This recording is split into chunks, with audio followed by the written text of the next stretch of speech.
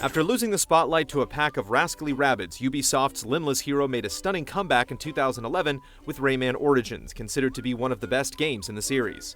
The follow-up, Rayman Legends, was originally designed around the Wii U gamepad, but after a last-minute delay, it's been retooled as a multi-platform release.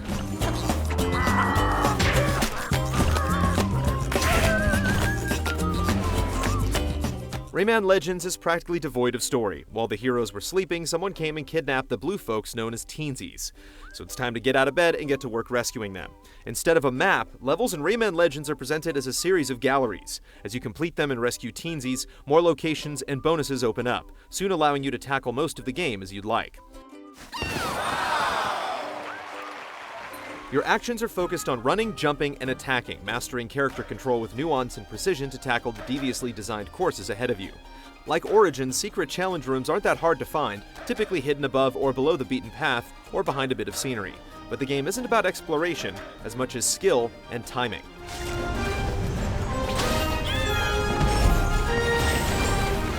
Each of the 5 main worlds not only introduces fantastic new settings, but also reintroduces abilities from Origins, like shrinking to explore the innards of rotting fruit, and mechanics like sticking to the shadows and undersea stealth sections.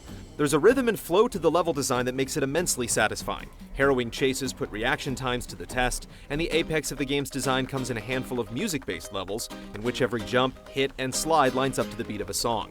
As you get into a groove, a Guitar Hero-like drive kicks in. So it's not enough to simply finish these levels, you have to retry until you get every note right. It's just too bad that these stages end up being rather brief in the end.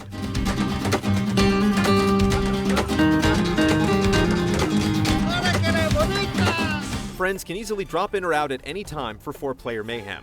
If a player gets hit or left behind, they'll turn into a bubble and need to be tagged back in, so you won't die unless everyone inflates. There's no unintentional collision between characters, although you can still slap and form towers. So Rayman is slightly less chaotic than Mario, but it can still be hard to keep track of the action.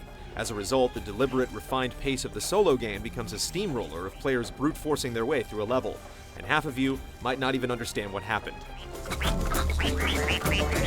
In contrast, the addition of asymmetric co-op via the Wii U gamepad only serves to complement the game design, and it's the most effective use of the tablet controller yet. In certain levels, a second player takes the role of Murphy, using the touchscreen to cut ropes, move objects, draw platforms, and harass enemies. There's a back and forth between the two roles that creates a harmonious sense of momentum. When you're playing solo on the Wii U, there are times that you'll swap roles with Murphy, as the AI handles the hopping hero, but for all the other systems without a gamepad, the co-op mechanics are added to your single-player responsibilities.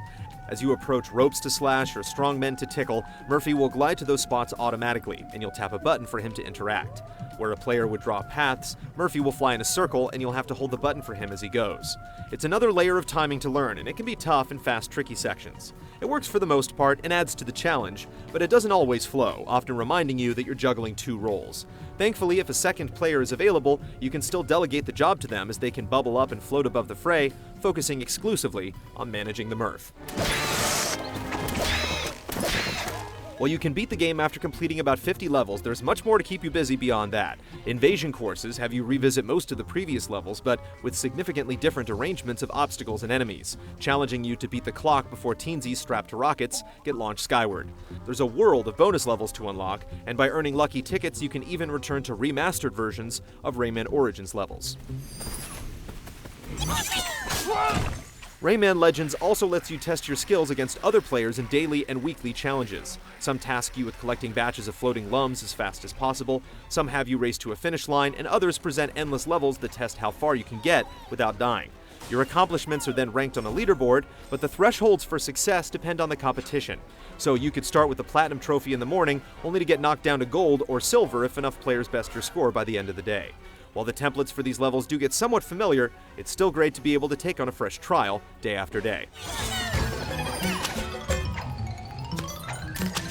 If there's one thing for certain, it's that Rayman Legends is an absolute feast for the senses. The art and music are superb, with layered backgrounds popping with creative touches. What's even more impressive is how the hand-painted appearance of the 2D visuals is blended with 3D models and effects that remain in touch with the style. Towering bosses don't feel out of place, and the environments are augmented with fluids, particles, and subtle lighting.